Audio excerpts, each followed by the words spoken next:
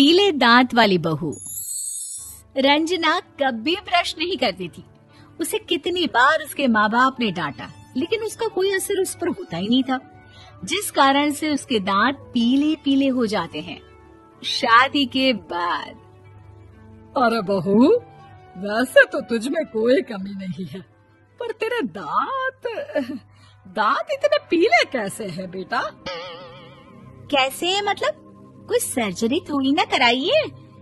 वो तो क्या नाम, मैं ब्रश नहीं करती थी तो पीले हो गए। अब क्या करूं? आप कहें तो लाल करवा लूं या फिर काले? यार ये क्या है, क्यों माँ से लड़ रही हो? लड़ रही हूँ? अरे मैं लड़ रही हूँ या ये बोल रही है कि दांत पीले हैं, पीले। अरे तपस्या थोड़ी ना की है इन्हें पीले करने के लिए। बकायदा ब्रश नहीं किया है 20 साल तक, तब जाकर। छी, कैसी बात कर रही हो? ये उस वक्त तो पीले नहीं थे जब हम लोग तुम्हें देखने आए थे। अरे तब साफ करवा लिया होगा डेंटिस्ट के पास जाकर। अब देखो कैसे पीले पीले लग रहे हैं। रंजना सास की तरफ गुस्से से देखती है। फिर शुरू हो गई पीले पीले पीले। अरे पीले तो तब भी थे जब मेरे हाथ का रसगुल्ला उड़ा उड़ा कर खा रही थी और बोल रही थी, लड़की नहीं गुणों का खजाना दे रहे भाई साहब आप। खैर, अब वो लोग करते भी तो क्या करते, पीले दांत वाली बहू पल्ले पड़ी थी तो झेलना तो था ही। एक दिन कीर्तन में रंजना गाना गा रही थी। अरे कमला बहन, माँ का द्वार है, यहाँ तो सब शुद्ध होकर आते हैं, फिर अपनी बहू को ब्रश भी नहीं करवाती तुम। दूर से पीले पीले दांत भक्ति में बाधा उत्पन्न कर रहा है। अरे कोई 2 साल के बच्चे थोड़ी ना लेकर आई हूँ मैं बहू बनाकर। अच्छी खासी लड़की है, अरे कैसे करवाऊं ब्रश? ये तो उसे खुद करना चाहिए ना। अब माँ बाप तो इसके जैसे तैसे निपटा दिए, ये नहीं सोचा कि सास कैसे संभालेगी। सास बहू को लेकर घर आ जाती है, लेकिन सोच लेती है कि अब इसे लेकर कहीं नहीं जाएगी। अगले रोज बहू कहती है, अरे क्या हो गया, मंदिर नहीं जाना क्या? कीर्तन का वक्त हो रहा है। मेरी मधुर वाणी से कान्हा जी जागते हैं और सोते हैं। आप तो जानती है ना उनकी भक्ति में कितना मन लगता है मेरा। वो क्या है ना, तबीयत ठीक नहीं लग रही है मेरी, आराम करूंगी मैं। तबीयत ठीक नहीं लग रही? अभी तो मिथुन के गाने पर नाच रही थी आप, और आप बोल रही है कि तबीयत ठीक नहीं लग रही। अरे भक्ति में मन लगा लो सासू माँ, ऊपर जाना है, क्या मुंह दिखाओगी आप? हाँ? सास को बहू की बात पर गुस्सा आ जाता है। मैं क्या मुंह दिखाऊंगी, इसकी चिंता तो ना कर, समझी? अपने मुंह की चिंता कर, जो ये पीले पीले दांत लेकर हर जगह पहुंच जाती है। पता है लोग कितना मजाक बनाते हैं। ना जी ना, मैं नहीं जाना कहीं तेरे साथ। तो ये बात है। कोई ना, मत जाओ, मैं अपने कमरे में ही बैठकर भक्ति कर लूंगी। ऊपर वाला दांत थोड़ी ना देखता है, मन देखता है, भावना देखता है। और अरे बस बस, तू सब कुछ दिखा, बस ये सफेद चमकदार दांत ना दिखाना किसी को, है? जा यहाँ से। बहू को सास की बात का कोई फर्क नहीं पड़ता, वो तो जैसी थी वैसी ही रह जाती है।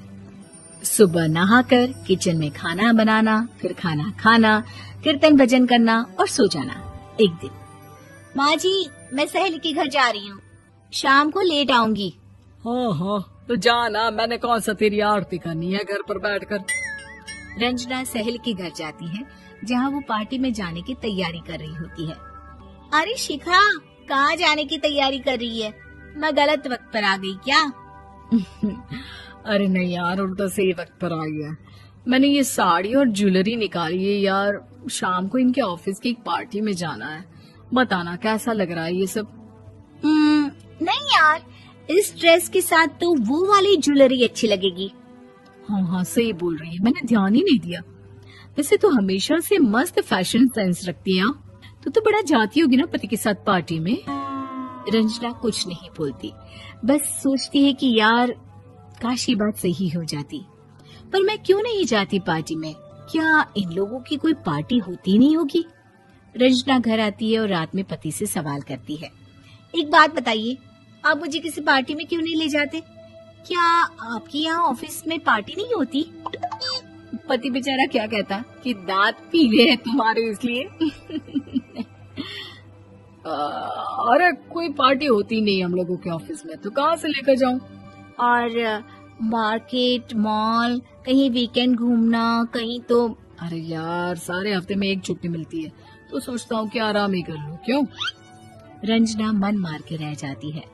पहले कभी सास के साथ मंदिर जाया करती थी, लेकिन वो भी सास ने ले जाना बंद कर दिया। घर बैठी बैठी रंजना बोर हो जाती है। तभी उसे आइडिया आता है और वो मायके जाने का सोचती है। सासू माँ, 2 दिनों के लिए मम्मी के घर जा रही हूँ। अच्छा ठीक है, आराम से जा। और हाँ, माँ से कुछ अच्छी आदत सीख कर आना कि कैसे शरीर के हर भाग की तरह दांतों की सफाई भी जरूरी होती है, समझी? शुरू हो गई ना आप। वो लोग आपकी तरह नहीं है कि छोटी छोटी बात का बतंगड़ बना दे। उन लोगों के लिए मैं मायने रखती हूँ, ना कि मेरे पीले पीले दांत। रंजना माँ को बिना बताए उन लोगों को सरप्राइज देती है, लेकिन जैसे ही वो दरवाजे पर पहुँचती है, अंदर देखती है कि घर वाले कहीं जा रहे होते हैं। अब माँ, काश रंजना दीदी के दांतों वाली प्रॉब्लम नहीं होती, तो वो भी हम लोगों के साथ चलती ना बुआ जी की बेटी की शादी में। हाँ बेटा, लेकिन अब उसे कौन समझाए कि उसको उसके पीले दांत नहीं दिखते, लेकिन उसके आसपास के लोगों को कितना एम्बैरेसिंग फील कराते हैं। मुझे तो कितनी बार उसके स्कूल की टीचर ने शिकायत की कि उसके साथ कोई लड़की बैठना भी नहीं चाहती, और ना ही कॉलेज में कोई उससे बात करना चाहता था। लेकिन पता नहीं क्यों उसे ये बात समझ में ही नहीं आती। कोई कमी नहीं है उस लड़की में, बस यही कि दांत पीले हैं। वो तो भला हो जीजाजी और उनकी माँ का, जो दीदी को जैसी है वैसे ही रखा हुआ है। रंजना को अपने घर वालों की बात सुनकर बहुत दुख होता है। वो सोचती है कि वो क्या करे, लेकिन फिर वो सीधा डेंटिस्ट के पास जाती है, अपने दांत चमकाती है और कसम खाती है कि वो रोज ब्रश करेगी।